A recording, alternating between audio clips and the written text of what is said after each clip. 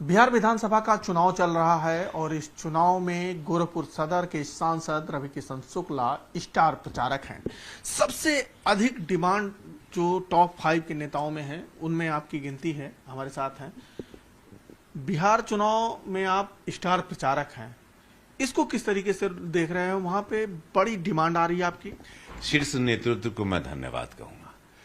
देखिए, जमीनी पूछ पहचान हमारे नेतृत्व को है। उन्होंने मुझे महाराष्ट्र के चुनाव में देखा, हरियाणा के चुनाव, दिल्ली के चुनाव में, उत्तर प्रदेश के चुनाव में, और पार्टी ने देखा कि जो पार्टी हमको जिस मिशन पे भेजती है, मैं उस मिशन को पूरा करने के लिए निकलता हूं। अपना मिशन और मेरा कार्य रहता है कि जो आदेश मिला है कि उस सीट को जीतना है, जितवाना है और विरोधी को हरवाना है, वही उद्देश्य लेके मैं जाता हूं।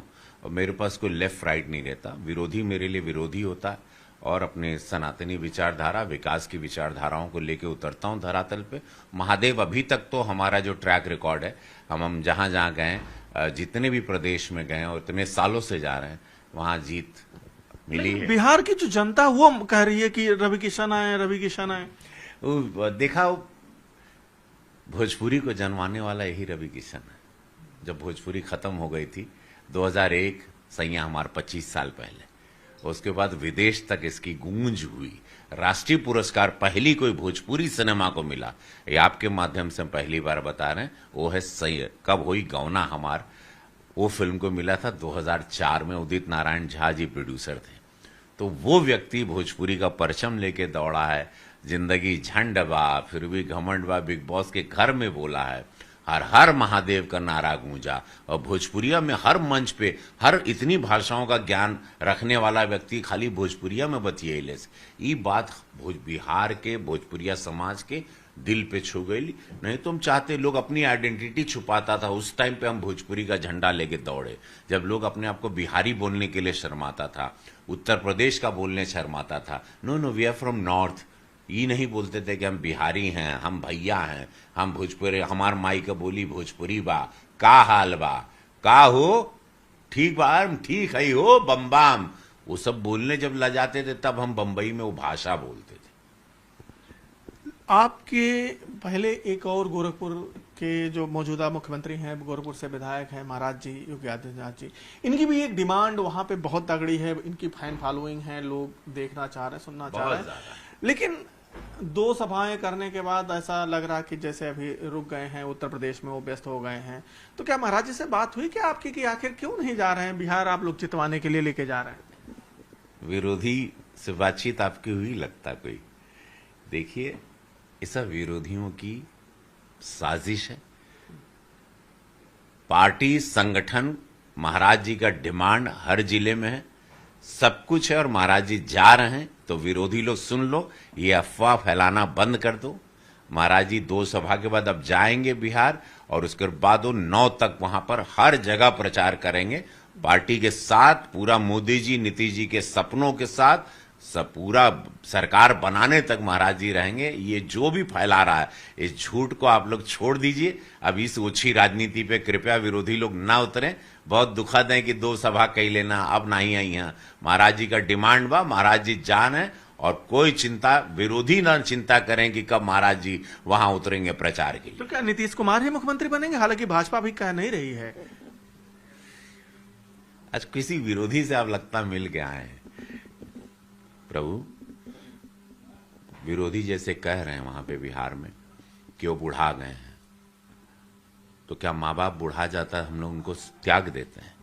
वह नीतीश कुमार है, हम 2001 से जब बिहार घूम रहे हैं, वह नीतीश कुमार है जिनकी धर्म पत्नी अपने जीते जी मुख्यमंत्री आवास नहीं देखी।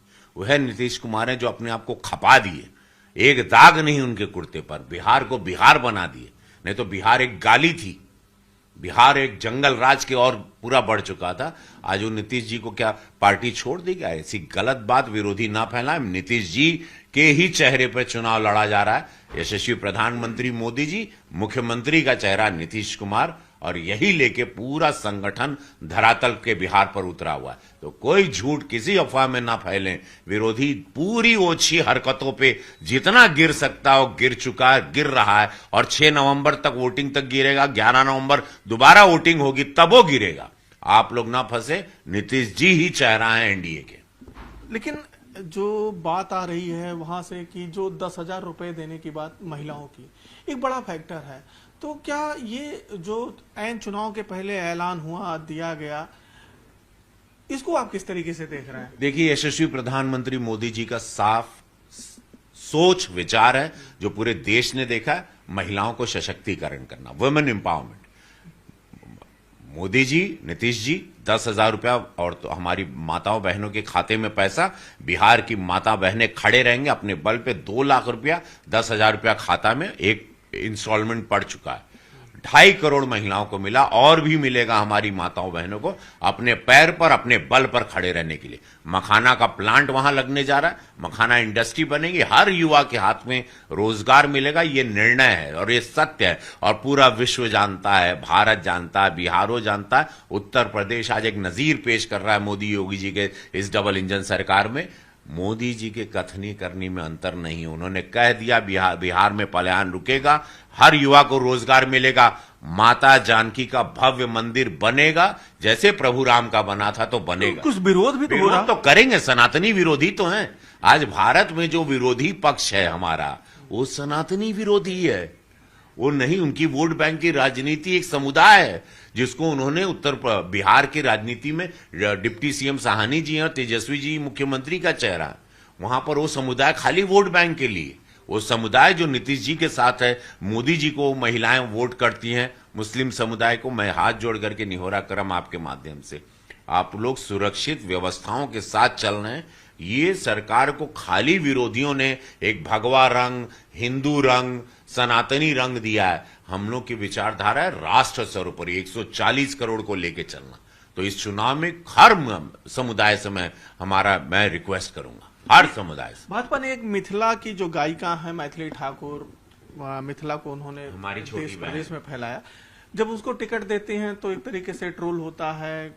भाजपा कहती है कि वामपंथी सिस्टम जो इको सिस्टम है वो विरोध कर रहा है, उसको किस तरीके से आप देख रहे हैं? एक बेटी वहां पर आज पूरे मैथिल, हमारे मिथिला को, हमारे भजन गायकी को पूरे विश्व में प्रचलित करी, गरीब बच्ची वहां की, हमारी छोटी बहन है।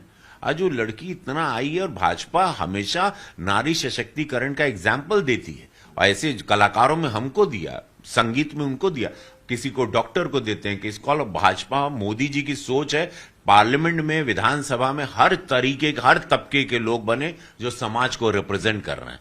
इस तरह से टिकट बांटी जाती है समुदाय के हिसाब से कि ये हमारे समुदाय को रिप्रेजेंट करें। तो ये सोच, वो मैथिल हमारी वो बहन बहुत अच्छी गायिका, बहुत तहजीब तमीज के साथ भजन को उन्होंने विश्व स्तर को जनवाया। और आने वाले समय की मुझे लता जी वाली रेंज दिख रहा है, वो भोजपुरी जैसे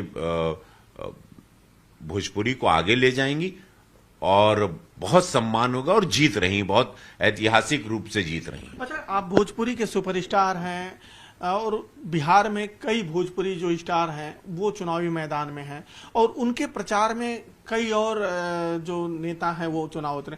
भारतीय जनता पार्टी में तो एक लंबी लिस्ट है, चाहे आप हो मनोज तिवारी हो, निरहुआ हो, पवन सिंह हो, विपक्ष में भी एक वो है। तो क्या भोजपुरी खेमा दो पार्ट में बट गया है? देखिए, बहुत दुखद होता है। पहले बात, आपके माध्यम से मैं शायद पहली बार चैनल पे बोल रहा हूँ, मुझे नहीं मालूम था, सच बताऊं मुझे नहीं मालूम था मैं ब्राह्मण हूं।